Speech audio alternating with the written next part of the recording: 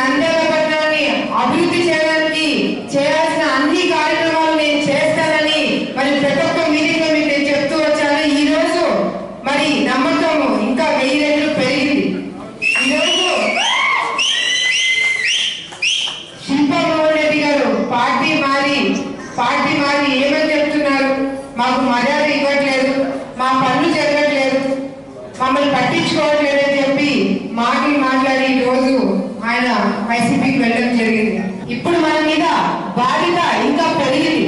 ఇప్పుడు వరకు మనల్ని అడ్డుకుంటున్నారు, మన పనులు జరగనివ్వట్లేదు అనే ఒక కారణం ఉండింది.